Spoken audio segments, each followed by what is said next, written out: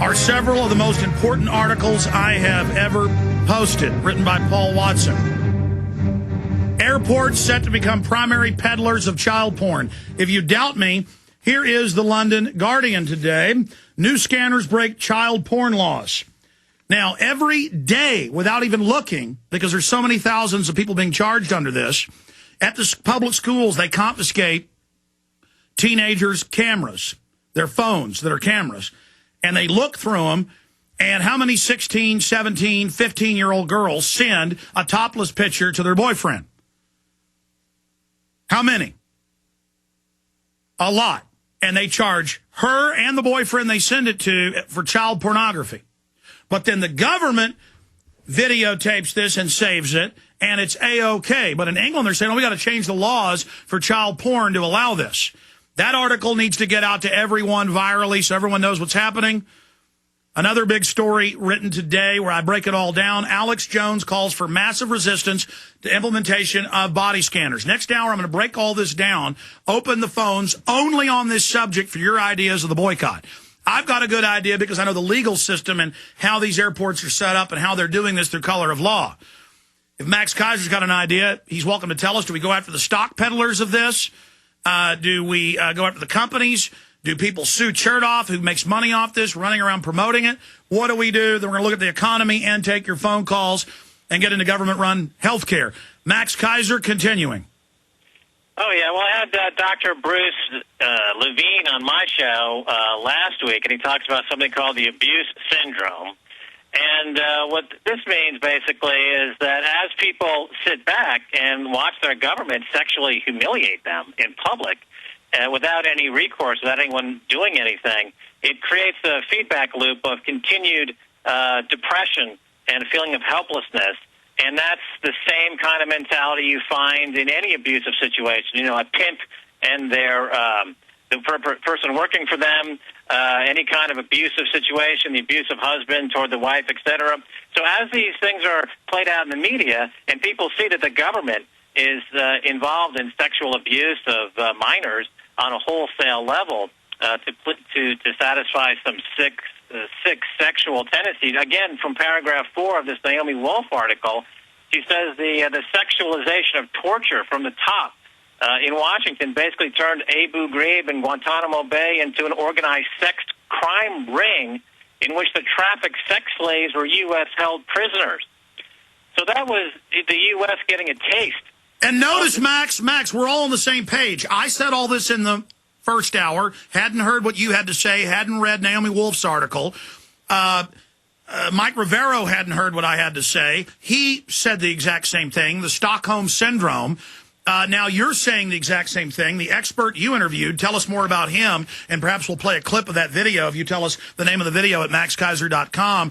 You've got so many TV shows on so many networks, it's hard to know which one to pull up. But here's the Stockholm Syndrome.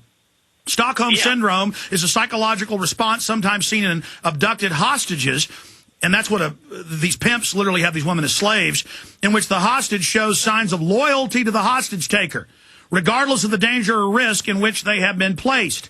The syndrome is named after, and it goes into it. And this is what we see over and over again. Well, I'm not a mentally ill person. I'm angry, and I'm enraged, and no more, you criminal scum running the government. Max, and this is going in globally. Max, go ahead.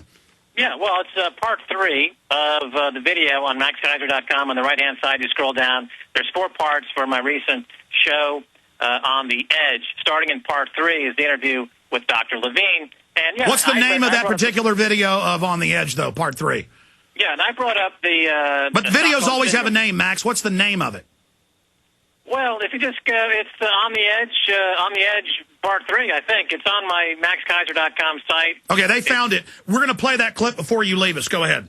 Okay, well, it's a 10-minute interview, so I don't know if you have time for that. But I brought up the Stockholm Syndrome as well with Dr. Bruce Levine, and his work goes into something a little bit more comprehensive. He really gets into it and talks specifically about the policies today that are coming out of the White House to foster this abuse syndrome in the population as a way to keep them depressed and to make them malleable. And this whole body scanning, sexual torture is just part and parcel of this whole model that I've been aware of for a while, which I call the casino gulag model. And the reason why people one of the reasons why people allow themselves to be subjected to this type of humiliation is that the casino part of the equation is very good at holding out a carrot and making people believe that they're going to win the lotto. They're going to win the casino job. They're going to get a job at Goldman Sachs. They're going to become a huge beneficiary somehow of all of the insider trading and market manipulation.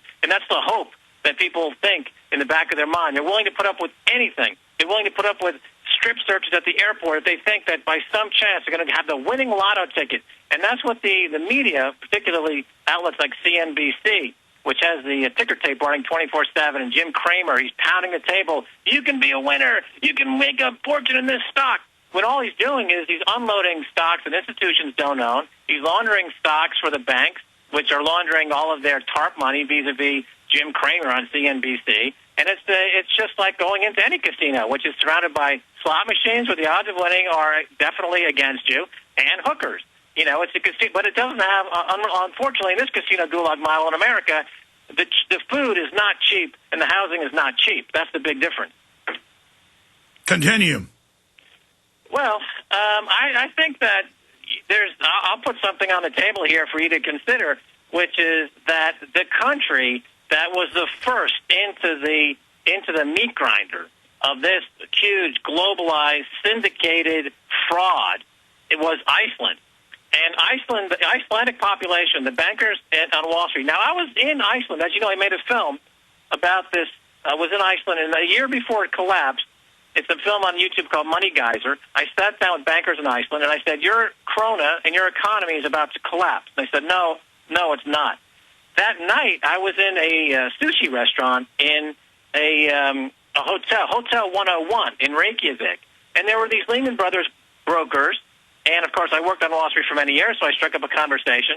And they were telling me that they were plotting to crash the krona to make a huge score. And I said, yeah, but the banker here just told me that, this economy is in great shape. It sounds risky. And they're like, no, you don't understand. They've leveraged themselves 10 to 1. The entire GDP has been leveraged 10 to 1. And we've got this global syndicate of short sellers and all of our regular crew. And we're going to take this krona, we're going to take this economy down, and we're going to score huge. And that's exactly what they did. And now Goldman Sachs pilots the entire banking system and policy and has their people at all levels of government. Instead of them being arrested and the nightmare ending, it isn't going to end. It's going to get more and more hellish. And Jack Bauer tortures people to get answers and tortures children. Everybody fantasizes to be a torturer. Now they all get to be tortured, or you go get a job as a humiliator and an abuser, and it just gets sicker and sicker and sicker. Well, now in Iceland, they are voting on whether or not to reimburse the UK government for millions of dollars that were guaranteed by the bankers on UK savers, $5.5 billion worth of savings that were used to fuel the speculative run-up in Reykjavik. And now the UK government classified Iceland as a terrorist for not paying back, for not allowing the citizens to be forced to pay back the speculative money that was lost by the bankers. And now they want the citizens to fork over billions of dollars for restitution to the bankers and the speculators.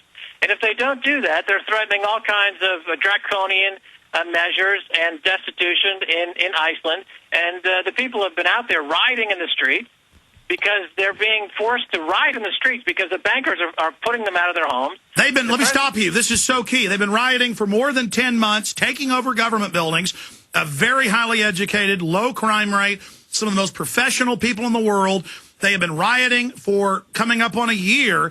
And I remember seeing that at least 8 months ago in the London Guardian, like it was normal that Brown used anti-terror legislation to seize the bank accounts of Icelanders that had their money in British banks inside Iceland and without. So for those that want to know, just like the Homeland Security documents that we leaked last year say the real threat to Homeland Security is conservatives, libertarians, anti-war people, gun owners, veterans. This whole thing is to rob your bank account. Max Keiser. Well, on that front, there was a great piece in ZeroHedge.com website about a little legislation that was just sneaked in a couple of weeks ago, which now makes it possible for the banks to declare that they are not going to honor money market funds, that they can seize money market funds at any time for any reason. Which means, so anyone who's got money in a money market fund in any of the banks or brokers in the United States, as of now, the banks can claim that for any reason that they deem appropriate, they can seize those and accounts. that's just the standard savings account for most people. I mean, the little bit of money I've got in the bank, because I don't trust the banks, but to run the business, it's in money markets. Wow, you just dropped a bomb on me, Max. What's the headline on that? I want to look it up.